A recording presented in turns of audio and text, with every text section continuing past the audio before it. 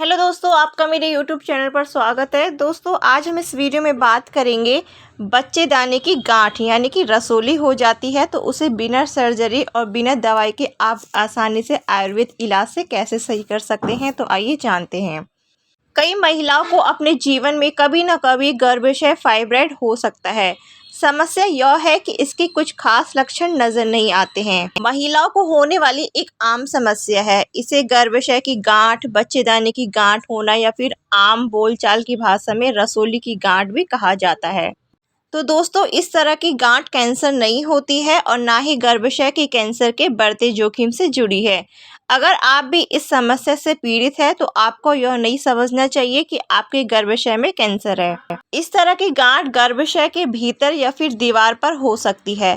गांठ एक या कोई हो सकती है। ऐसा माना जाता है कि इस तरह की गांठ का आकार सेब के बीज के लेकर अंगूर जितना बड़ा हो सकता है। अब आप इस चीज़ को लेकर अंदाज़ा लगा ले, सेब का बीज कितना होता है या फिर जो अंगूर होता है वो कितना होता है। तो ये गांठ सेम इतनी होती है। कई महिलाओं को अपने जीवन में कभी ना कभी गर्भाशय फाइब्रॉइड हो सकता है।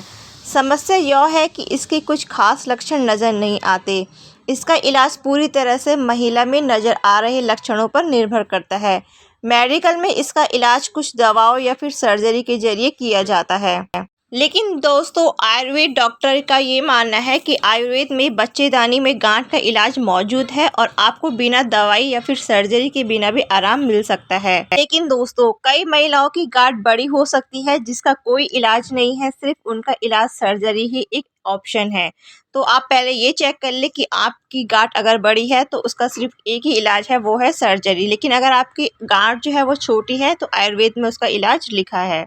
आयुर्वेद में बच्चेदानी में गांठ का साइज आयुर्वेद दवाई, डाइट और रूटीन के जरिए कम किया जा सकता है। डॉक्टर का ये मानना है कि अगर आपको लक्षण भी नहीं है तो भी आपको इलाज में देरी बिल्कुल भी नहीं करनी चाहिए। तो चलिए दोस्तों, पहले मैं आप लोगों को ये बता देती हूँ, क्योंकि आप में से बहुत से लोग ऐसे होंगे जिन्हें ये नहीं पता होगा कि बच्चेदानी में गांठ के क्या लक्षण होते हैं। तो दोस्तों, फाइब्रॉइड से पीड़ित कई महिलाओं में कोई लक्षण नहीं होते हैं। हालांकि कुछ महिलाओं में लक्षण फाइब्रॉइड के स्थान, आकार या फिर संख्या से प्रभावित हो सकते हैं। तो मैं जो लक्षण नज़र आते हैं वो आप लोगों के साथ शेयर करती हूँ, यानी कि बता देती हूँ। पहला जो लक्षण है वो है मासिक धर्म में भारी रक्तस्राव। दूसरा जो लक्षण है वो है मासिक धर्म 1 सप्ताह से ज़्यादा समय तक चलने वाला। तीसरा जो लक्षण है वो है पेल्विक दबाव या फिर दर्द। चौथा जो लक्षण है वो है जल्दी जल्दी पेशाब यानी कि टॉयलेट आना। पांचवा जो लक्षण है वो है मूत्राशय खाली करने में ज़्यादा कठिनाई यानी कि ज़्यादा प्रॉब्लम होना। छठवां जो लक्षण है वो है कब्ज। और सातवां एंड जो लास्ट लक्षण है वो है पीठ में दर्द होना या फिर पैरों में दर्द होना। तो चलिए दोस्तों, अब मैं आप लोग को ये बता देती हूँ, क्योंकि आप में से बहुत से लोगों को ये नहीं पता होगा कि बच्चेदानी में गांठ होने के क्या कारण हो सकते हैं। तो पहला जो कारण है वो है जेनेटिक चेंजेस आना। दूसरा है आपके हार्मोन में बदलाव आना। तीसरा है आपका मोटापा बढ़ जाना। चौथा है असंतुलित भोजन करना यानी कि आप खाना टाइम पर ना खाना। पांचवा है उम्र यानी कि एज का बढ़ना। तो ये सारे कारण हो सकते हैं। तो चलिए दोस्तों, अब ये जान लेते हैं कि आपको डॉक्टर को कब दिखाना चाहिए। पहला है पेल्विक हिस्से में होने वाला दर्द जो है वो जब दूर नहीं होता है तो आपको डॉक्टर के पास जरूर जाना चाहिए। दूसरा है जब आपको पीरियड्स के टाइम हैवी फ्लो और दर्द होता है तो आपको डॉक्टर को जरूर दिखाना चाहिए।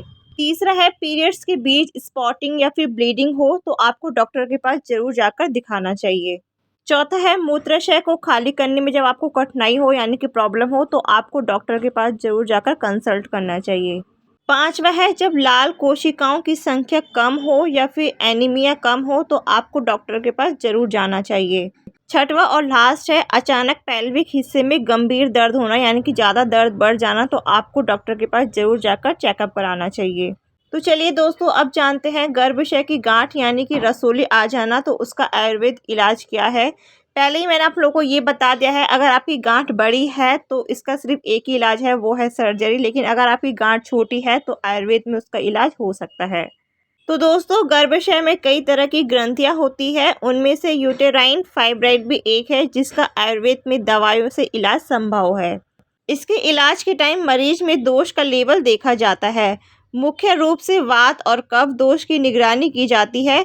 दोष और लक्षण के आधार पर इलाज की प्रक्रिया को आगे बढ़ाया जाता है। तो दोस्तों, इसके इलाज के लिए सबसे अच्छा उपचार यह है कि पाचन क्रिया को बेहतर बनाया जाए ताकि शरीर के भीतर मौजूद गंदगी को बाहर निकाला जा सके।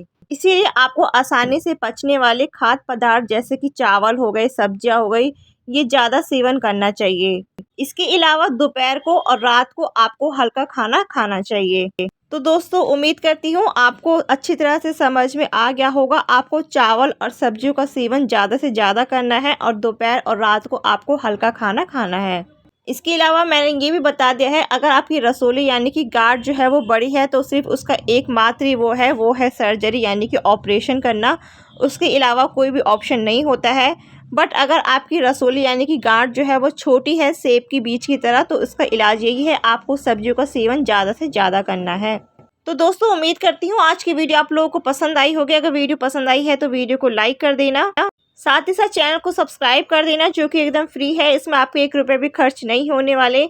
बाकी आपके मन में किसी भी तरह का कोई भी क्वेश्चन है इस वीडियो से रिलेटेड, तो नीचे आप मुझसे कमेंट सेक्शन में पूछ सकते हैं। आपको नेक्स्ट वीडियो किस पे चाहिए है वो भी आप मुझे नीचे कमेंट सेक्शन में बता देना, मैं नेक्स्ट वीडियो उसी पर बनाऊंगी। तो चलिए फिर फ्रेंड्स, मिलेंगे इसी तरह से नेक्स्ट वीडियो में। तब तक के लिए बाय।